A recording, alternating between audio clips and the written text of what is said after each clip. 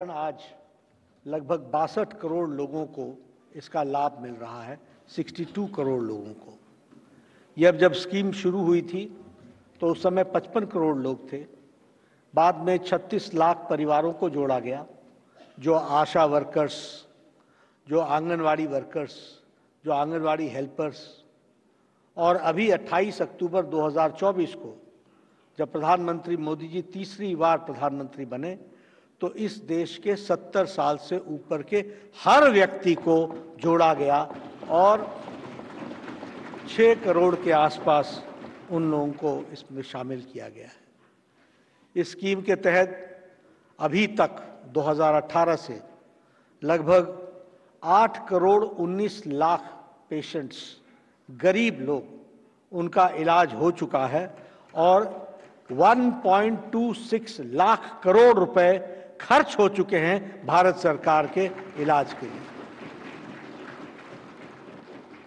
आप समझिए कि 1.26 लाख करोड़, 8 करोड़ हमारे 19 लाख लोग जिनको हॉस्पिटल में एडमिशन मिला, ये वैसे लोग थे जो कभी हॉस्पिटल जाने की ताकत भी नहीं रखते थे।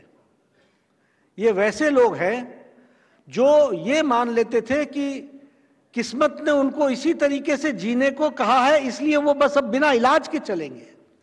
ऐसे लोगों के, गरीब लोगों के घर में फिर से रोशनी लाने का काम प्रधानमंत्री मोदी जी ने किया। ये हमको ध्यान रखना है।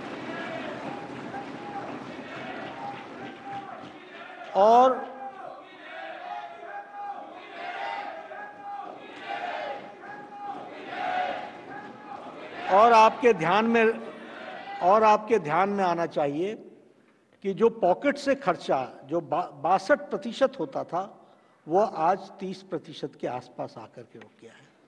यानी गरीब आदमी का मुफ्त इलाज करने का ये लाभ हम सबको मिल पाया है।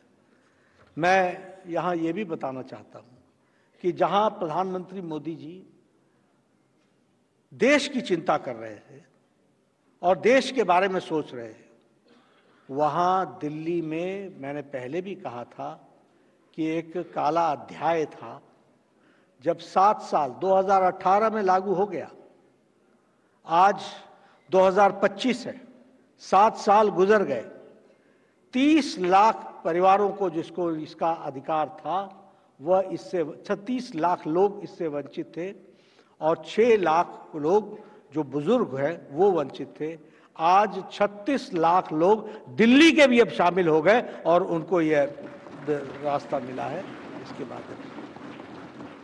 लेकिन यहाँ मैं फिर आपसे यह ज़रूर कहूँगा कि हमें सोचने के लिए मजबूर होना चाहिए कि गलत सरकारें आती हैं तो किस तरीके से आपके अधिकारों का हनन होता है, और अच्छी सरकार आती है, सही सरकार आती है तो 50 दिन के अंदर आपका हक आपको मिल जाता है। ये फर्क पड़ता है।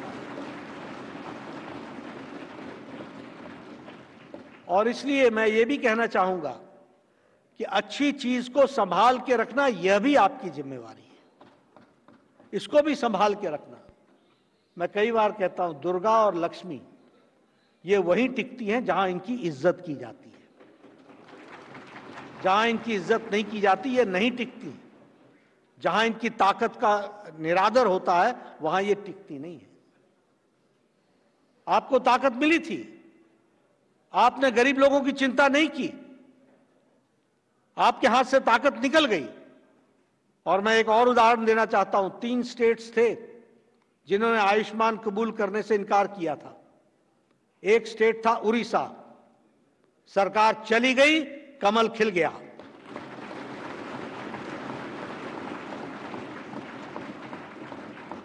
दूसरी स्टेट थी दिल्ली, सरकार चली गई, कमल खिल गया।